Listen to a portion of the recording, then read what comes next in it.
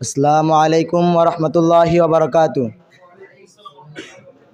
नहमदुहु व नुसल्ली अला रसूलिल करीम, अम्मा बाद, फ़अऊज़ु बिल्लाहि मिनश शैतानिर रजीम, बिस्मिल्लाहिर रहमानिर रहीम। इन्ना अक्रमकुम इंदल्लाहि अत्क़ाकुम, व क़ाल रसूलुल्लाहि सल्लल्लाहु अलैहि वसल्लम, या अय्युहन नास इन्नल्लाह क़द अज़हबा अन्कुमुल उब्बियतल जाहिलिय्यात। দক্ষিণবঙ্গের ঐতিহ্যবাহী দ্বীনি ইদারা তালিমউদ্দিন মাদ্রাসা আত-তালিম সাহিত্য পরিষদ কর্তৃক আয়োজিত আজ থেকে এই বার্ষিক আঞ্জুমানের সুযোগ্য পরিচালক, ন্যায়নিষ্ঠার মাইলফলক বিজ্ঞ বিচারক মণ্ডলী, আমার সামনে অবশিষ্ট আলমে নববীর নবীন প্রবীণ একজাক এলেম বাজিত ছাত্র ভাইয়েরা, সবাইকে আমার আন্তরিক শুভেচ্ছা অভিনন্দন। প্রিয় উপস্থিতি, আজকে এই সেমিনার থেকে উপস্থিত বক্তৃতার মধ্যে থেকে যে বিষয়টি আমার পড়েছে সেটি হচ্ছে ইসলামী সমাজ ব্যবস্থা। এই বিষয়ের উপর আমি কিঞ্চিত পরিমাণ আলোকপাত করার চেষ্টা করবো, মা তাওফিক ইল্লা বিল্লাহ। প্রিয় উপস্থিতি, আমাদেরকে আগে জানতে হবে ইসলামী সমাজ ব্যবস্থা কি।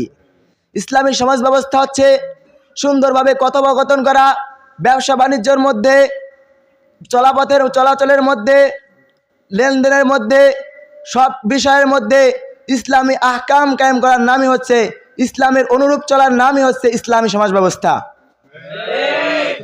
প্রিয় উপস্থিতি, ইসলাম এমন একটি আদর্শ ধর্ম, বা ইসলামের ভিতর যারা ইসলাম গ্রহণ করেছে তাদের মধ্যে এমন একটি আদর্শ আছে যা সেই আদর্শের মাধ্যমে মানুষের মধ্যে মানুষের কোনো পার্থক্য সৃষ্টি করে না, জাতির মধ্যে জাতির কোনো পার্থক্য সৃষ্টি করে না, মানুষের গোলামি থেকে মুক্ত করে ইসলামের সোনালী যুগ দেখার প্রবেশ করে দেয়। ইসলামে বলিষ্ঠভাবে ঘোষণা করে দেওয়া হয়েছে যে মানুষের দাসত্ব করতে পারবে না, ধনী গরিবের কোনো পার্থক্য নাই, কালা সাদার ভিতর কোনো পার্থক্য নাই, মর্যাদা। এই জন্য আল্লাহ পাক রব্বুল আলামিন কুরআনুল কারীমের ভিতর বলেছেন, ইন্না আক্রামাকুম ইনদাল্লাহি আতকাকুম, অন্তরের গুণাবলী হতে প্রকৃত মর্যাদা। প্রিয় উপস্থিতি, এই বিষয়টা যারা ধারণ করতে পারে, যারা ধনী গরিবের মধ্যে পার্থক্য করে না, সাদা কালোর ভিতর পার্থক্য করে না, যারা ইসলামের অনুরূপ সমাজ ব্যবস্থা করার চেষ্টা করে, এরাই হচ্ছে মূল প্রকৃত ভালো মানুষ।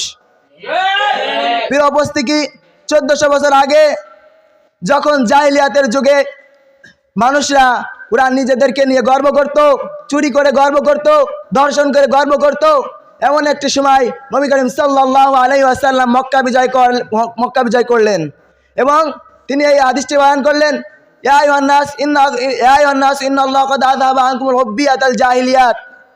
আল্লাহ পাক ইসলামকে পাঠানোর মাধ্যমে জাহিলিয়াতের গর্ব, জাহিলিয়াতের আশা ধূলিসাৎ করে দিয়েছেন। কিন্তু আজ 1400 বছর পরে এই মঞ্চে দাঁড়ায় বলতে হয়, অত্যন্ত দুঃখের সাথে বলতে হয়, আজ মুসলমান এই বাংলার জমিনে 90% মুসলমান থাকা সত্ত্বেও এই বাংলার জমিনে চুরি হয়, ডাকাতি হয়, মসনদ থেকে বিসমিল্লাহর নাম উঠানোর চিন্তা হয়, সংসদ থেকে মদের আইন পাশ হয়, খুন হয়, ডাকাতি হয়, যখন তখন যেখানে তেখানে মানুষ পড়ে লাশের মতো পড়ে থাকে। বাবার সামনে মেয়েকে দর্শন করা হয়, বাবা নিজের আপন মেয়েকে দর্শন করে, নিজের আপন ভাই নিজের আপন বোনকে দর্শন করে। একজন মানুষকে হত্যা করা, তাদের 36 ভাগ করা কেমন যেন একটা স্বাভাবিক বিষয় হয়ে গেছে। প্রিয় উপস্থিতি, আমরা যদি এখনো ঘুমায় থাকি তাহলে অতি শীঘ্রই আমাদের ইসলাম, আমাদের এই 90% মুসলমানের বাংলাদেশ ধ্বংস হয়ে যাবে। আজ যদি দর্শনের বদলি দর্শনকারীকে বাইতুল মুকাররমের সামনে পাথর নিক্ষেপ করে মারা হতো, তাহলে হয়তো আমাদের বাংলাদেশে ধর্ষণ বলতে কোনো বিষয় থাকতো না। প্রিয় উপস্থিতি, যারা চুরি করে এদের চুরির বদলে যদি হাত কেটে দেওয়া হতো, তাহলে আমাদের বাংলাদেশের কোনো চোর নামে কোনো লোক থাকতো না। যারা গরিব, যারা ডাকাতি করে, যারা ব্যভিচার করে, যারা জিনা করে, এদের প্রকৃত শাস্তি যদি দেওয়া হতো তাহলে হয়তো এইসবের কম হতো।